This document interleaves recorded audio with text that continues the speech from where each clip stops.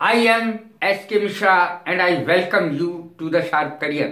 आज मैं आपके लिए करेक्ट द सेंटेंसेस, किताबों में लिखा होता है सिंटैक्स, बच्चे समझ नहीं पाते।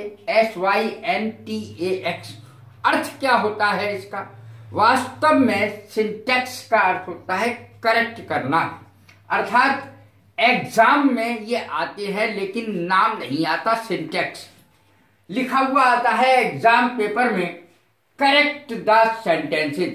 सिंटैक्स शब्द लिखा ही हुआ नहीं आता है तो बच्चे समझ नहीं पाते। किताबों में लिखा है सिंटैक्स और एग्जाम में आया है पेपर में करेक्ट द सेंटेंसेस, बच्चे समझ नहीं पाते हैं। तो आज समझ लें, करेक्ट द सेंटेंसेस पेपर में लिखा हुआ आएगा। एग्जाम की तैयारी के लिए मैं ये सब कुछ करा रहा हूं।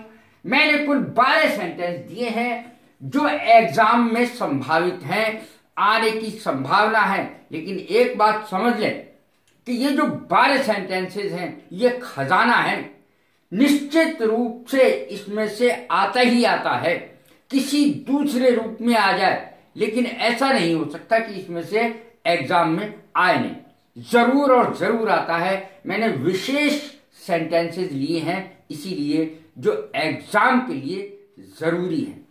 देखें, ये पहला ही सेंटेंस, पहले मैंने लिखा है क्वेश्चन, फिर जहां गलती है मैंने नीला निशान लगा दिया है। ये गलती पर नीला निशान लगा दिया है ताकि आपको ध्यान रहे कि इस जगह ये सेंटेंस गलत है। If she will work hard, अगर वो मेहनत करेगी, शी विल विन, वो जीतेगी।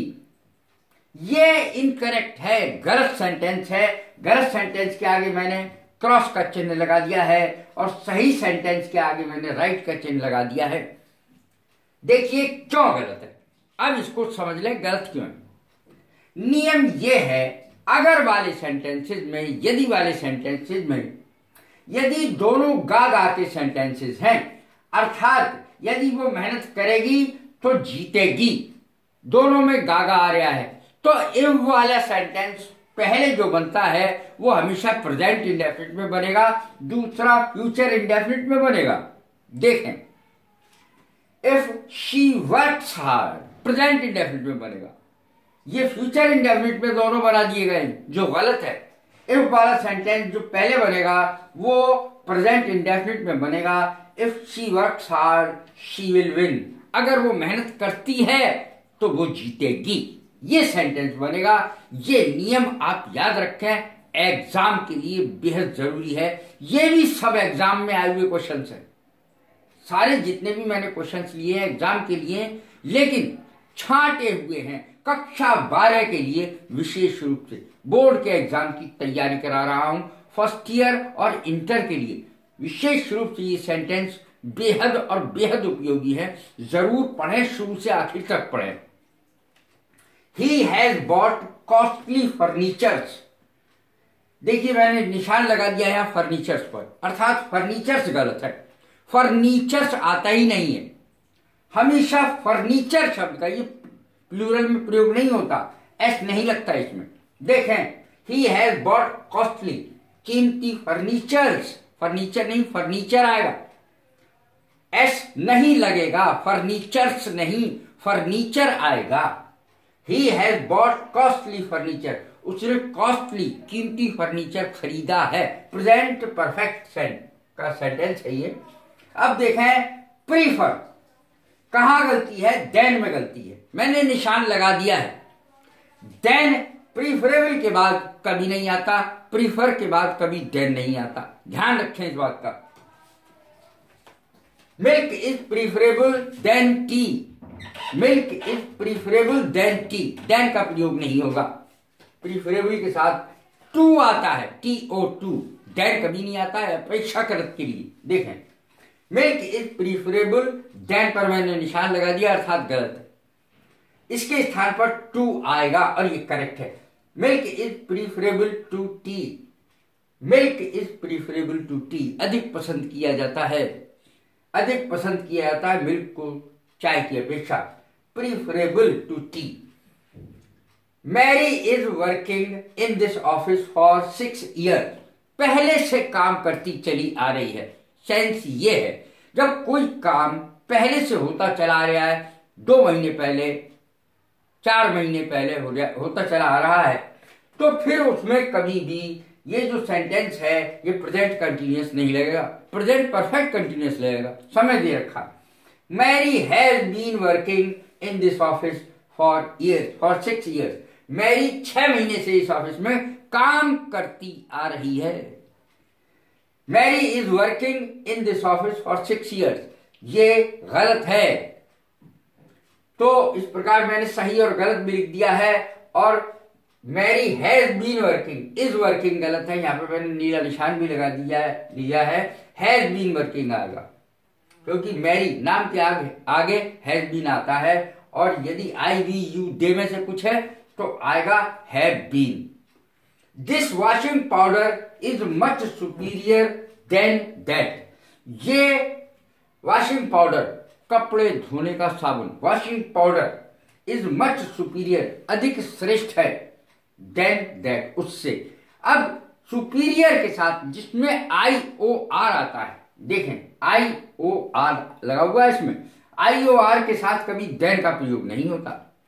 सुपीरियर, इंफीरियर, इनके साथ कभी भी देन का प्रयोग नहीं होगा, THAN, बल्कि टू का प्रयोग होगा। तो दैट पे मैंने निशान लगाया, टू करेक्ट है, तो नीचे वाला सेंटेंस करेक्ट है। This washing powder is much superior to that. अब देखें, one should do his duty, one should do his duty, ये गलत है, और इसका हिज गलत है। देखें, वन अगर करता है, करता इसका वन है, तो हमेशा इसी के अनुसार इसका प्रोनाउन भी आएगा। One should do one's duty आएगा, हिज ड्यूटी नहीं आएगा। Man should do his duty, तब तो सही था, लेकिन वन इसका कर्ता हो गया, वन कर्ता होने के कारण वंस ही आएगा। One should do one's duty, exam में सैकड़ों बार पूछा गया होगा ये।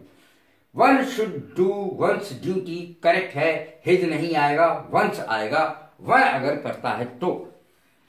आई have written a letter a month ago, I have written a letter, present perfect tense मैंने इसमें देखिए लगा हुआ है। I have written a letter a month ago, I have written a letter, present perfect का सेंटेंस है, I have written a letter. ऐसे sentences में जिसमें एगो शब्द का प्रयोग हुआ है, a year ago, A month एगो, ए डे एगो, एगो शब्द का प्रयोग हो रहा है, तो उसमें हमेशा पास्ट इंडेफिनिट का प्रयोग होगा।